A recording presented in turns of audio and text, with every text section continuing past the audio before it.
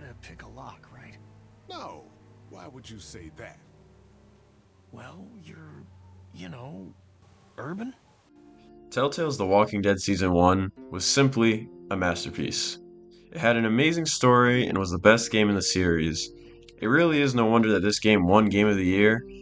It is a game I cannot recommend enough, regardless if you play a lot of video games or if you've never touched a video game a day in your life.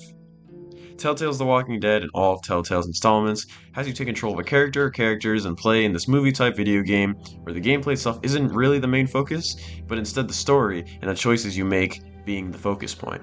While some of the choices you make in The Walking Dead can be questionable and sometimes not very impactful, overall, especially for the time this game came out in the great year of 2012, it was a very interesting concept for a game that attracted so many people and grew such a big audience that really can be enjoyed by anyone. Today I want to go through the game and just talk about what it did good, what it did bad, to prove how great this game was. Also, before we get any further into this video, just so you know, there will be major spoilers ahead for Season 1 and 2 of the game.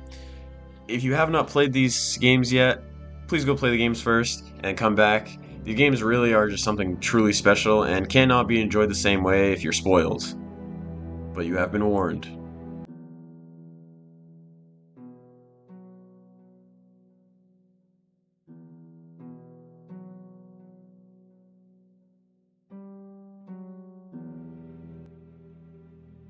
Episode 1, A New Day, starts us off with the most iconic shot in the Walking Dead TV series, the highway into Atlanta. We're introduced to our main character Lee Everett, handcuffed in the back of a cop car on his way to prison for the murder of a state senator that he found sleeping with his wife.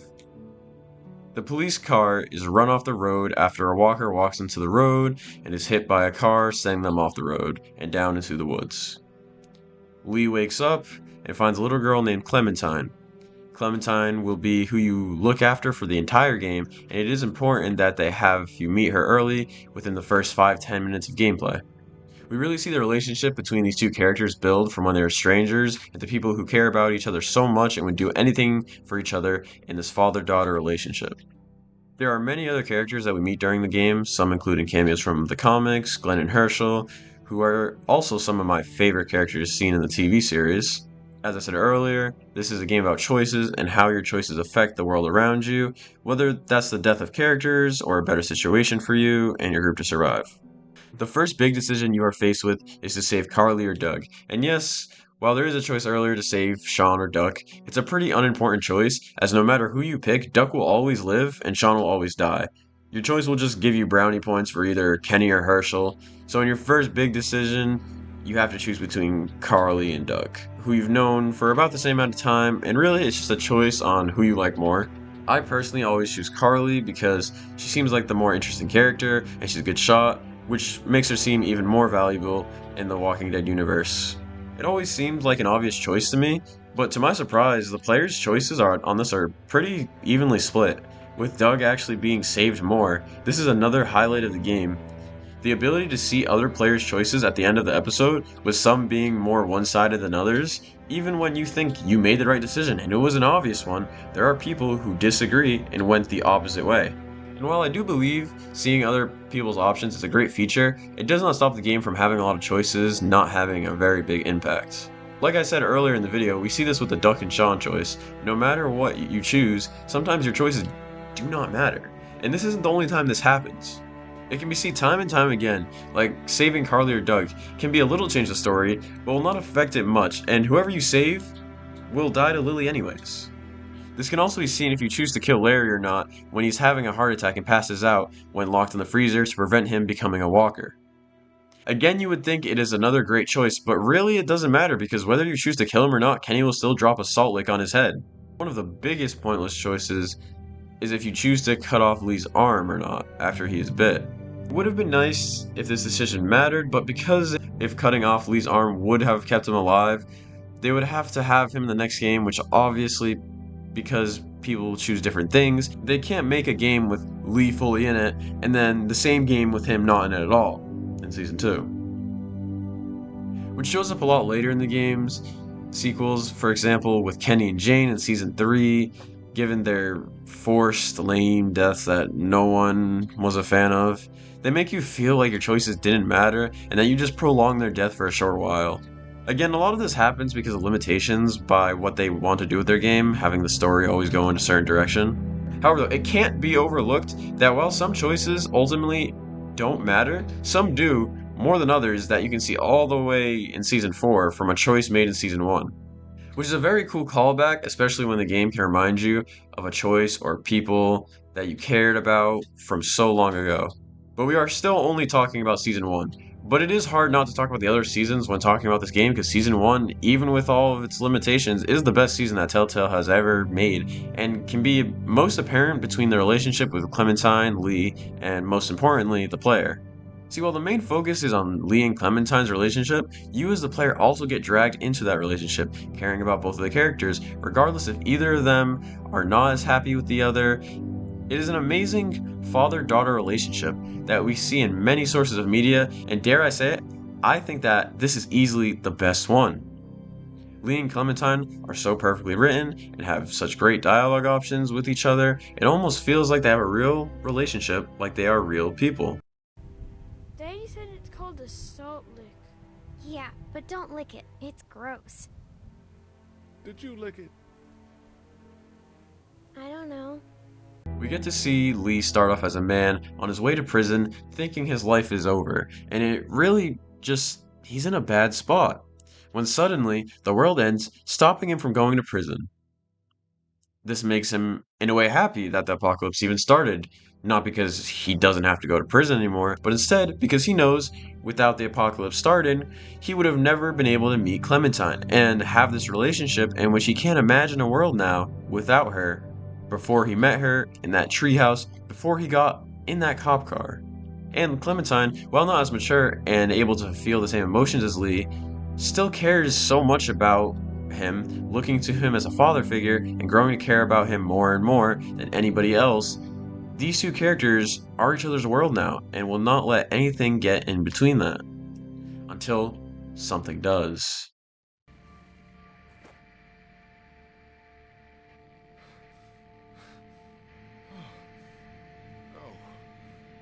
No. No. No. When Clementine runs away, believing the stranger on the radio, it is heartbreaking to Lee, and the player is scared of where she is, what could have happened to her, and what that man on the radio is going to do to her. And when Lee rushes outside without thinking, hoping to see his daughter, he's caught off guard and bitten. One little mistake from a little girl that didn't know any better caused Lee to be bit, which is an emotional scene as is, but can't be dealt with now because all that matters for Lee is to go save his daughter by any means necessary. Lee goes through hordes of walkers, fighting them off to get through and save Clementine in one of my favorite scenes in all of gaming. It really shows how strong Lee is and how he's willing to do anything in order to save his little girl. Lee finds the stranger, and Clementine and the stranger is oddly calm and seems like a normal, genuine guy. But this isn't going to stop Lee. We see him talking to a bag that has his wife's walker head inside, still alive. And here, we see how crazy this guy is, how the apocalypse affected his family, how you affected his family, changed him for the worst. Similar to how Kenny acted in a way after losing Katja and Duck, he was depressed and angry and didn't care about anything and just tried to push on, not really having a real reason for it, but in his grief, he can't think straight.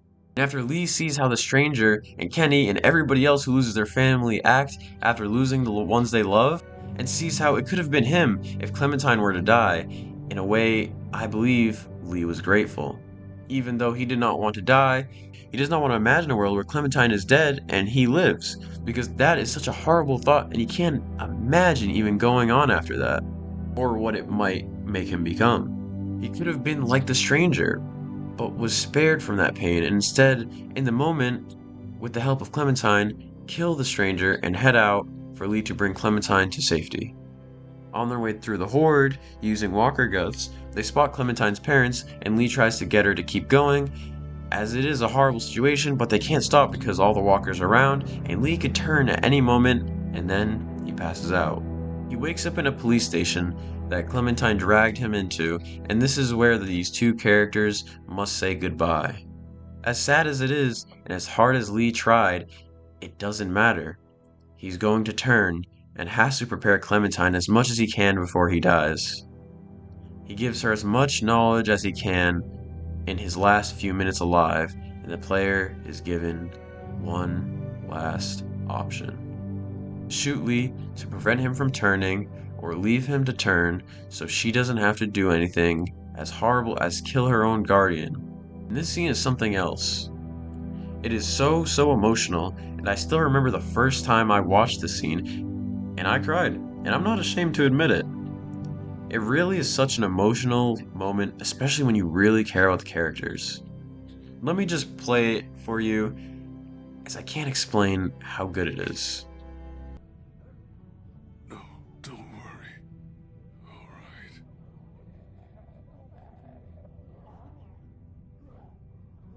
I'll miss you. Me too.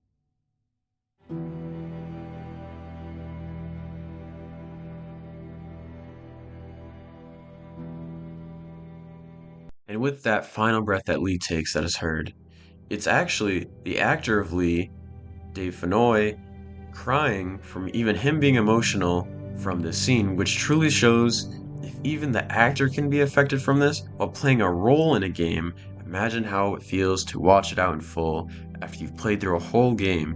Also, Lee ends the game how he started, in handcuffs. While it is to protect Clementine in case he turns, I think it is supposed to be symbolic of Lee's time in this new world, was to do everything he can to protect and prepare for what Clementine's going to have to do alone.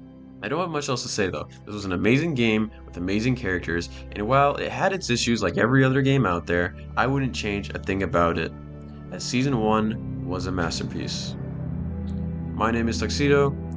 Thank you all for watching. I hope you enjoyed it as much as I did making this video. Subscribe if you're new, and I'll see you in the next one.